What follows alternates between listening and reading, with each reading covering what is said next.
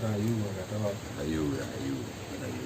Jadi gini Bang Gatot, saya pengen mendengar dari awal kira-kira bagaimana proses kejadian manusia itu dari awal. Terus kemudian katanya kan di bumi ini ada, atau di dunia ini ada alien dan lain sebagainya. Terus juga barangkali mungkin bisa dikaitkan dalam perspektif agama kira-kira seperti apa. Monggo. Terima kasih. Jadi saya akan mencoba untuk menjelaskan, tapi dasarnya memang bukan semata-mata dari penelitian saya, bukan ya. Jadi dari hasil baca buku terus saya kaitkan, terus coba saya utak-atik sendiri gitu. Pengertian kerennya tafsirkan sendiri atau terjemahkan sendiri itu kerennya. Jadi saya lebih pakai nama utak-atik aja biar nggak terlalu intelek gitu ya. Jadi tentang keberadaan manusia di muka bumi yang terus menerus menjadi penelitian para ilmuwan, di renungan para spiritual, agama dan sebagainya. Nah di sini memang menarik. Pertama saya tahun-tahun 70 80-an itu pernah membaca tiga buku yang aneh. Saya sebutkan aneh karena memang menyangkut itu makhluk-makhluk ruang angkasa. Nah di sini saya tertarik. Pertama dari bukunya Profesor Erik van Däniken. Yang kedua bukunya Yusa Latin. Yang ketiga bukunya Uskup Leadbeater. Nah cuma yang Erik van Däniken ini saya tidak baca bukunya langsung. Ini bersambung dimuat di harian Suara Karya waktu itu, terus bersambung. Jadi saya ikuti terus, bahkan saya clipping karena menarik. Erik ini menjelaskan tentang bahwa nenek moyang kita dulu pernah didatangi oleh astronot dari ruang angkasa. Jadi Erik ini meneliti keliling dunia ke tempat-tempat yang diperkirakan pernah dikunjungi oleh makhluk dari ruang angkasa, yang diperkirakan pula bahwa makhluk itu berasal dari luar tata surya kita, tapi masih satu galaksi. Di tempat-tempat yang dikunjungi itu yang ada tanda-tanda artefak, tapi tidak terdeteksi tahunnya. Diperkirakan sudah jutaan tahun. Ya di Amerika Selatan, di Afrika, Eropa, bahkan di Asia, Australia, New Zealand, dan juga di Indonesia juga pernah dikunjungi. Juga yang menyangkut ada kalau bangsa atau suku atau masyarakat setempat itu memiliki satu cerita legenda ya, dongeng tentang kedatangan bidadari dari langit misalnya, itu dipelajari sama Erik dengan timnya itu. Sebelumnya dia seorang ilmuwan dan ahli, memang mengumpulkan berbagai macam ahli dari berbagai macam ilmu pengetahuan. Yang kedua bukunya Yusa Latin. Nah, beliau ini juga ilmuwan, arkeolog juga sama dengan Erik tadi. Cuma bedanya Yusa Latin ini juga mendatangi para pilot ya, pilot pesawat terbang yang menurut berita pernah bertemu di angkasa itu dengan makhluk aneh. Itu didatangi. Nah, sekaligus Yusa Latin ini juga mengundang ahli-ahli meditasi, ahli spiritual, diundang bersama-sama meneliti.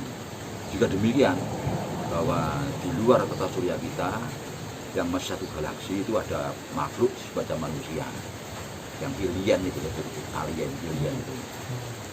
Demikian juga tentang uskup ahli teosofi ya. Teosofi dari Leadbeater itu juga begitu meneliti tentang adanya makhluk-makhluk ruang angkasa, adanya sampai tentang istilahnya bukunya itu aku Stories of Java, jadi tentang bangsa Jawa itu dari mana asalnya. Nah, sampai judulnya lagi Sejarah Goib Pulau Jawa.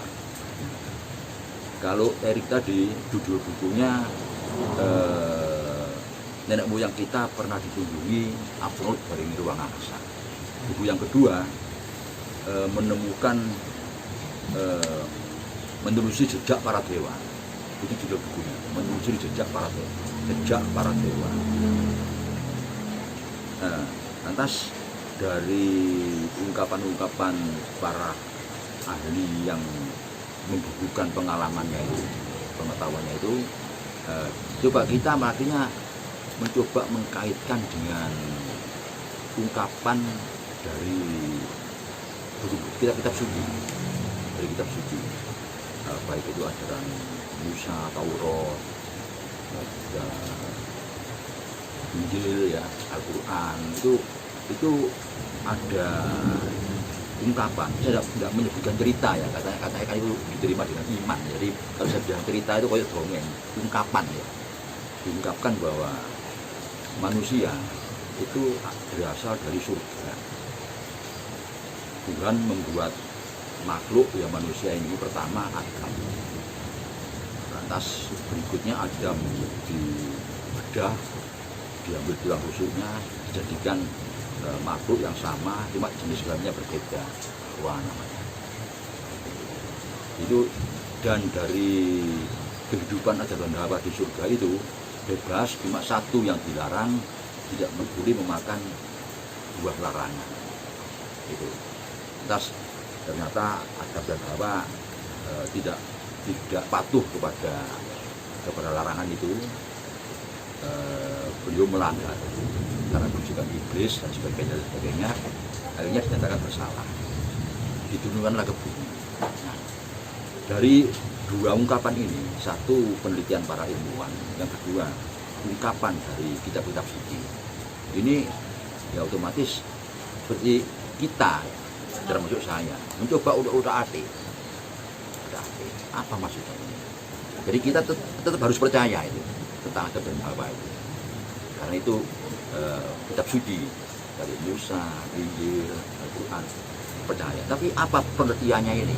Nah, kita kaitkan dengan penelitian para ilmuwan tadi. Kita kaitkan. Lantas begini, ini udah adiknya begini. Kemungkinan, namanya kemungkinan itu ini terjemahkan loh, ya. Sama halnya dengan dengan Darwinisme. Dari Darwin itu berteori tentang kejadian manusia, dari peram, Homo sapiens dan sebagainya. Ada kemungkinan Darwin itu tidak membuat kesimpulan sendiri, dia menafsirkan Adam dan Hawa tadi. Coba dengan caranya dia, kan gitu, ya. Dengan caranya dia menafsirkan. Bisa saja kan begitu. Jadi kita ambil positifnya aja. Darwin juga, orang seperti saya ini mencoba. Ada kemungkinan di ruang angkasa sana, di luar tata surya kita, tapi masih dalam satu galaksi, ada bumi, semacam bumi ini, ya, planet semacam bumi ini yang dihuni oleh manusia. Pada saat bumi ini masih kosong, pada saat bumi ini masih zaman batu, manusia di planet itu sudah pintar, cerdas, dan sudah maju, sudah berteknologi tinggi, mungkin melebihi kita sekarang, jauh melebihi kita sekarang, maju sekali, seperti sudah kehidupan makmur dan sebagainya. Dan di situ mereka lakukan ingin menelusuri jagat raya. Apa ada planet yang bisa dihuni seperti di tempat mereka itu? Nah, rupanya mereka akhirnya menemukan ini namanya bumi. Dikirim kendaraan tanpa awak, bisa tidak kembali. Cuma sekarang mereka ingin membuat pesawat yang bisa dikasih awak manusia. Siapa yang bisa disuruh ke sana? Dicarilah orang hukuman, orang yang sudah divonis hukuman mati. Laki perempuan dipanggil, kamu sudah besok dieksekusi mati karena kamu bersalah besar. Ya. Nah, daripada kamu mati, ini ada pesawat percobaan eksperimen yang tanpa awak berhasil. Tapi coba kamu naik ini nanti. Kalau kamu selamat nanti di planet sana, kamu menjadi orang pertama di sana. Nah, beruntung kamu bisa dibunuh mati. Nah itu kan, itu kebenaran boleh saja kan ya.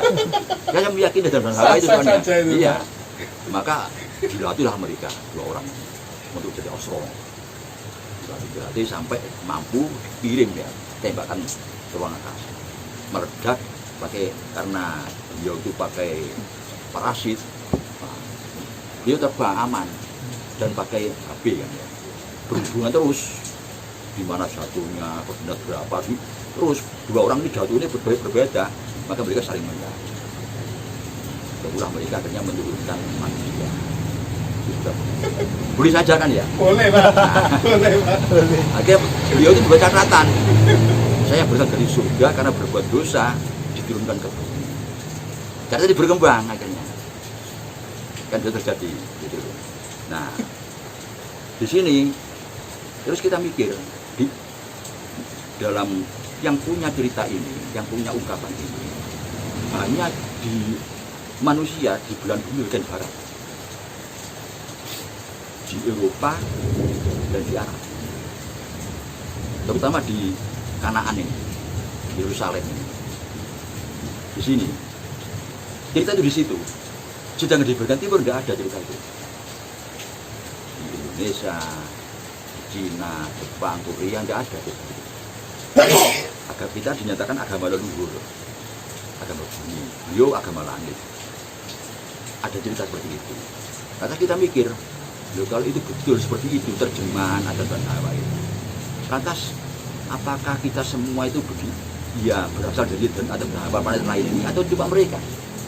Itu pertanyaannya. Gimana Pak? Apakah yang akhirnya menurunkan manusia di muka bumi ini dari 2 manusia yang berasal dari planet lain ini, Ya. menurunkan semua makhluk di bumi ini atau cuma menurunkan mereka yang punya cerita ini? Jadi bangsa Eropa dan Arab. Ini kan yang jadi pertanyaan.